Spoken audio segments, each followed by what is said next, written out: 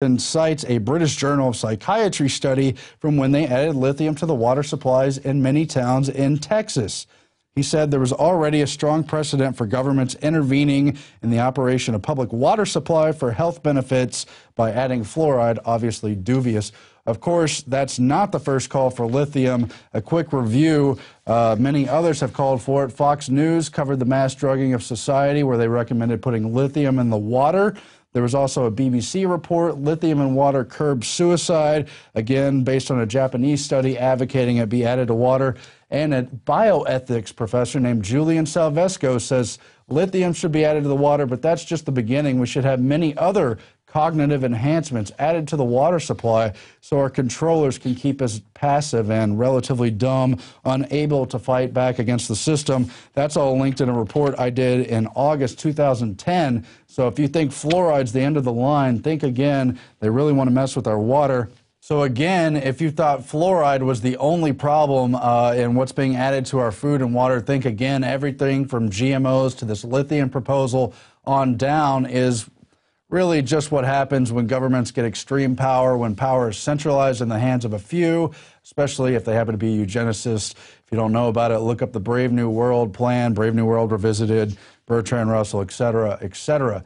Now, the very people who help prescribe vaccines to the mass populations, the Center for Disease Control, have their own series of corruptions. One of the top executives there, a female scientist, was charged with child molestation and even bestiality. You may remember this report. We covered it a few weeks ago. The suspects, Dr. Kimberly Lindsay and Thomas Joseph Westerman. Dr. Lindsay is the second in command at the CDC's Laboratory Science, Policy and Practice Program Office. Her career at the CDC has included oversight of a $1.5 billion terrorism preparedness budget. She's also been a top manager of HIV/AIDS prevention. Now there's an update on that report. She is back at work. The senior government scientist facing child molestation and bestiality charges has returned to her high-powered job at the Center for Disease Control and Prevention in Atlanta, Georgia. And as the report mentioned, she helps oversee a very big terrorism contract. She's done work with AIDS and a whole lot of others. Her title is Deputy Director for Laboratory Science Policy and Practice Program Office. And generally speaking, that agency helps prescribe all the fun vaccines for your children, the list that gets longer and longer each year. Meanwhile, Fukushima news continues to get worse. ABC News in Australia reports that the fuel rods are now eating through solid concrete. Molten fuel rods at the Fukushima nuclear plant may have eaten two-thirds of the way through a concrete containment base, according to the plant's operators. What's worse, the operators' assessment comes about 6 months after international nuclear experts warned that molten fuel could eat through the containment vessel below the reactors. Of course, Alex has had on many of the experts, including Dr. Busby, discussing all the various fallout, no pun intended, or is it, I guess, on this terrible Fukushima tragedy and all the other terrible things they've been doing to our environment. We have to stop these dictators. Meanwhile, on the geopolitical front, after NATO strike, Pakistan adjusts rules of engagement.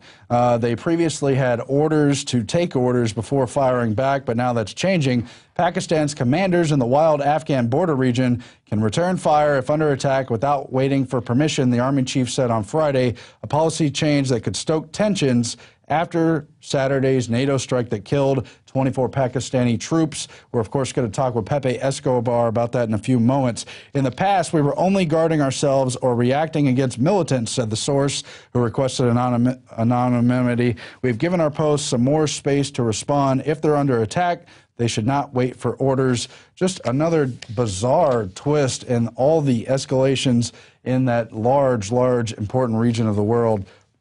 Meanwhile, there's a covert war going on in Iran.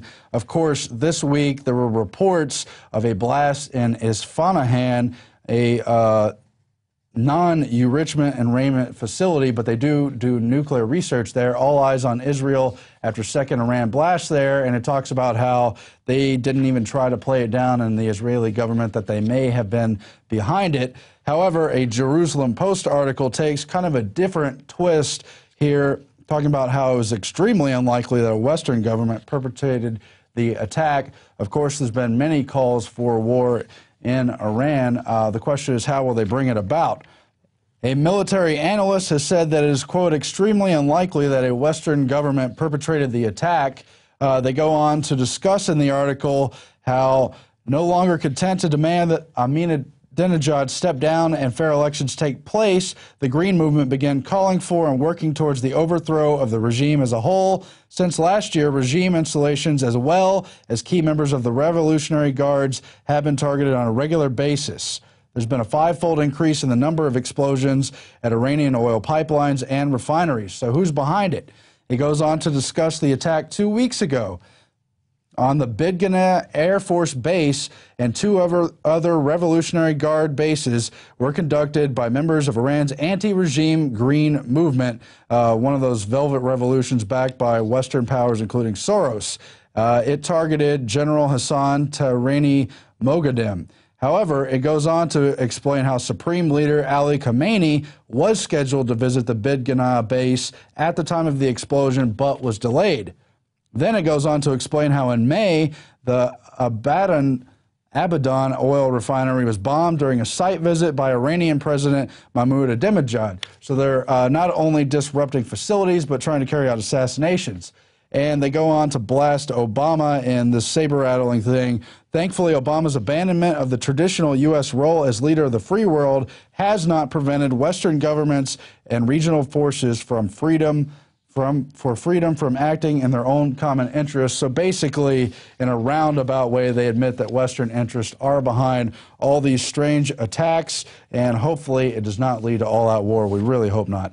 Meanwhile, Pepe Escobar has a very detailed article called The Shadow War in Syria. It's a bit complex and technical. I recommend you read the article for yourself, but basically, you've got the NATO forces backing this covert civil war in Syria. You've read past headlines about where they're shipping in Libyan rebels to now be Syrian rebels to oust Assad. Furthermore, Turkey's in on it, and this quote here, the pressure is relentless. Diplomats in Brussels have confirmed to Asia Times Online that the NATO and GCC operatives have set up a command center in Iskenderun in Hatay province in Turkey. Crucial, Aleppo in northwest Syria is very close to the Turkish-Syrian border, and the cover story for this new command center is to engineer humanitarian corridors to Syria. So again, they're carrying out semi-covert war, as they did in Libya. Pepe calls it a 2.0 version in Syria, again, under the humanitarian crisis excuse. And so now with more on the situation in Syria and really all of the Middle East and Central Asia and geopolitics around the globe is Pepe Escobar. He's a longtime Asia Times correspondent and a true geopolitical expert. Pepe, thanks for joining us. Thanks for having me. Great pleasure.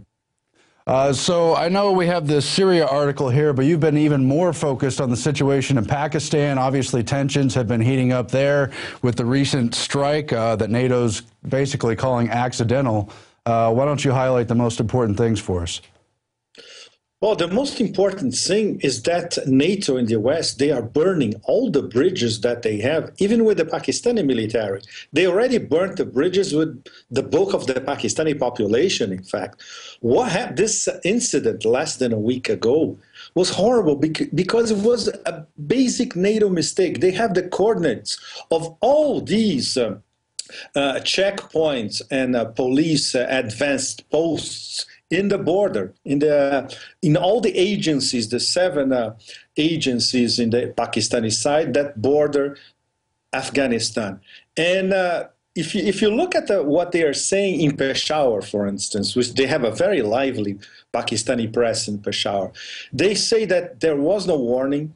There was an helicopter that came first. They threw flares. Then the gunships came, and they started deliberately killing people one by one, 24 Pakistani soldiers. So how do you explain something like this? It's not a failure of communication. The Pakistani army says, look, we got no warning whatsoever. They knew that this was a Pakistani post. There were no insurgents, let's put it this way, in the area. So what is NATO going to do? Look, the Pakistani response is very, very serious. Monday in Bonn, in Germany, like exactly 10 years after that famous Bonn conference, I'm sure a lot of people will remember, after the so-called end of the Afghan war in 2001, they're going to have a 10th anniversary commemoration meeting of Americans, Europeans, Turks, and guess who's not going to be at the table? The Pakistanis. So you cannot expect the West to come up with a solution for Afghanistan without Pakistan. And even worse, without Iran, because Western Afghanistan, most of what happens is in close contact with Iran. They are Tajiks. It's 4 hours by taxi, let's put it this way, from the Iranian-Afghan border to Mashhad, the big Iranian city to the east. So they're not going to be on the table. What does the U.S. and NATO expect to accomplish in a conference like this? Doesn't make sense. Well, can you draw out some of the important geopolitical significance with Pakistan? China, of course, saying any attack on Pakistan would be equivalent to attacking China. Obviously, the distribution networks are tied to all the powers in Central Asia. Help us see what's going on here. Okay. First point is the distribution network that feeds the U.S. and NATO troops in Afghanistan. Pakistan, these last few days, they cut off that.